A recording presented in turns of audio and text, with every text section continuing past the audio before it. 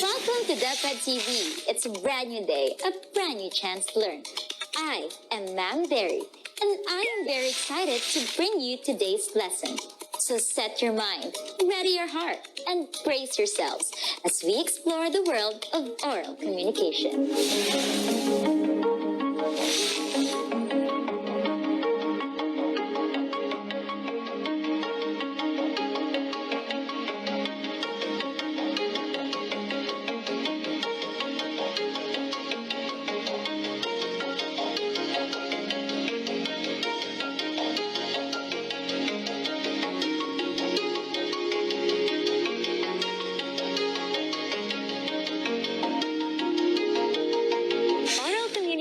Is a subject for senior high school students which aims to develop your listening and speaking skills and introduce strategies for effective communication in various situations.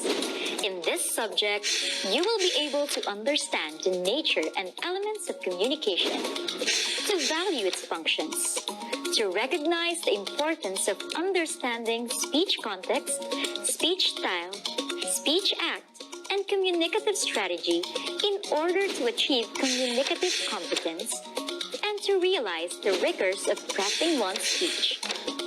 Learning about oral communication is essential so you can demonstrate the effective use of communicative strategies in a variety of speech situations and deliver various speeches proficiently. For this episode, we will talk about the nature and process of communication. What is communication? What are its elements? And how does the process of communication work? Let's figure them out all together. Are you ready? Let's get the ball rolling.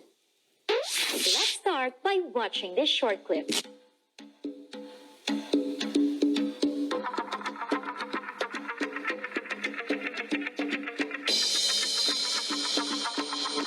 Did you understand the message conveyed in the video? Do you know what this means? I know you do, because that is the power of communication. It allows us to send and receive a message using various forms. Anyone can simply nod his head, and we would already know he is agreeing. Don't you agree? I could ask you a question, call your name, or say, and you would know right ahead that I want to talk to you. We, humans, are social beings and we live to interact regularly with others. Back in the history of mankind, the early man could not speak as we do today. But they were able to communicate with the use of various techniques such as symbols, gestures, sounds, drawings, or sign languages. Over the years, communication has also advanced. It has developed side by side with technology. In the 21st century, we can send text messages, call someone's phone, take video calls, and send chat messages. These allow us to communicate easier with people, no matter the distance. Isn't communication just very convenient for all of us? I know, right? But communication is not just convenient. It's also imperative. Take a look at this comic strips. Hi, I'm Gary. Can I sit here? Yes. By the way, what's your name? I don't know anyone here yet. I just transferred to the province. What about you? Are you new here? Or have you been here since grade 7? This school is so big and buildings are tall. I can't wait for the rest of the school year. I'm sorry. remember? What happened there? Can we call that a successful communication? That's right, we can't. Ben only responded to the first question. He glanced at Gary but did not listen to what he said at all. In the beginning of the conversation, Gary introduced himself, but Ben did not even remember his name at the end. This only goes to show that without speaking, listening, and understanding, we will never be able to understand each other. Speaking, listening, and understanding are key factors to successful communication. Because communication is a two-way process. It's a cycle by means of sharing and transferring messages, information, ideas, or emotions from one person to another. This connects people and helps build harmonious relationships. We must learn to speak to other people with courtesy and listen to what they say respectfully. As mentioned earlier, communication comes in various forms. It may be expressed through written words or symbols, spoken words, or even through actions. Written words or symbols in communication are messages which are written, typed, or printed. Some examples of this are letters, text messages, emails, chat messages, street signs, billboard signs, and many more. Spoken words, on the other hand, are those which are delivered orally. Yes, these are sounds produced using our vocal tract. Written and spoken words are what we call verbal communication because of the use of letters and words. Lastly, actions are expressed through movement of the body parts. Their gestures, posture, facial expression, and hand signals express a message that may be interpreted by the person you're talking to. This is what we call nonverbal communication. It is communicating without the use of words, just actions. To better understand, let's take a look at this picture. How is communication expressed? Is the successful communication process achieved in this situation? That is correct. Communication do exist when you're watching a television, much like what we're doing right now. I am trying to communicate the lesson to you, and as you listen and understand, you are making this process of communication successful. You are doing great. Let's have one last picture.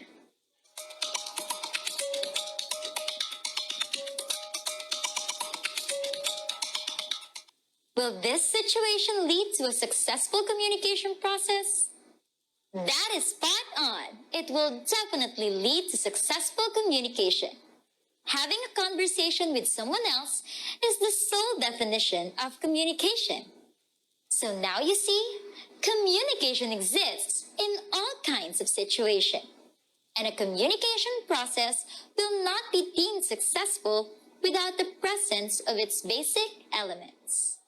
There are 5 basic elements of communication. These are sender, receiver,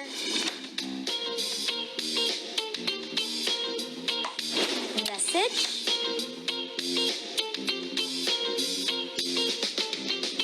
channel, and feedback.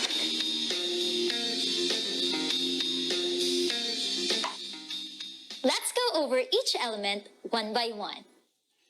The sender, also called the speaker, is the source of message, information, idea, or emotion. It could be you or the person who is talking to you. The receiver, on the other hand, is the recipient of the message or the intended audience of the sender. It could also be you or the person you are talking to. In our current state, you are the receiver and I am the sender. The third element is the message. It contains information, ideas, opinions, thoughts, and emotions. It is basically what the sender wants to say to the receiver. Channel is the medium or the means of communication that is used to deliver the message. Is the message delivered through speaking, writing, letters, television, or radio? These are just few examples of the different channels that we can use to deliver our message. The last element is feedback. It refers to the reactions, responses, or information provided by the receiver. This is the response of the audience you are talking to. But just a dear reminder, no response is also a response. Now the big question is, how did these elements become the building blocks of communication? Let me show you through this activity. Let's figure it out through this diagram. A diagram is now flashed on your screen. There are 5 blank boxes in the diagram. Label the boxes with the 5 basic elements of communication. Where do you think should each one be placed? Let's answer it together. On the box in the upper left corner, the label should be the sender. Without the sender, the process of communication will not begin. The process starts with the sender encodes through a channel. Encoding through a channel is constructing your message in your mind through writing, through digital platforms, or through your preferred media. Once encoding is done, the message is now ready to be transmitted to the receiver. After the receiver receives the message, the next step is to decode. Decoding is reading or listening and understanding the message given by the sender. When decoding has been achieved, the feedback will now be given by the receiver to the sender, and the cycle goes on. Through this process, we can conclude that communication is truly systematic. But wait, just a dear reminder, barriers to communication may sometimes block the transmission of the message, thereby creating misunderstandings. So watch out for these barriers. My dear students, we have finally discussed what communication is, what its elements are, and how its process works. Now, why do we communicate? Communication serves many purposes. We always say things to people for a reason. We inform, clarify, promote, advise, teach, affirm, criticize, question, express, persuade, reveal, deny, and many more. In the coming episodes, we will dig deeper to the functions of communication. But for now, I want you to open your module on page 6 and do the What's More activity. In this activity, you have to think of communication transactions in your daily lives. On a sheet of paper, make a chart with 3 rows and 3 columns. In the first column, write down 2 situations where communication takes place. Then, in the second column, indicate the result of the communication transaction, as well as whether it was successful or not by writing the elements that made it so. And lastly, on the third column, specify its function. Allow me to show you an example. In the first column, the situation is, when I was 12, my father told me that I am in charge of cooking rice for lunch every day whenever I am available. One time, I forgot to cook rice because I got busy with my assignment.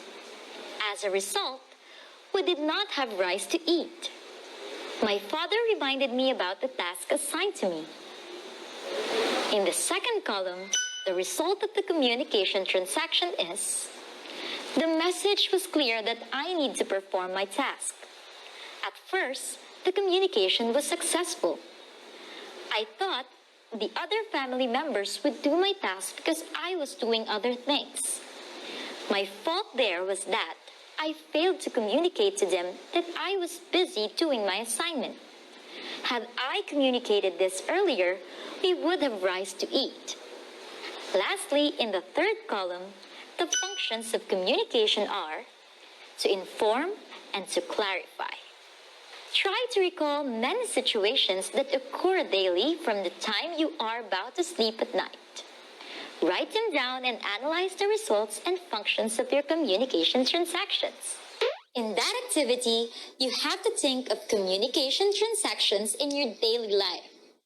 Write down situations where communication takes place.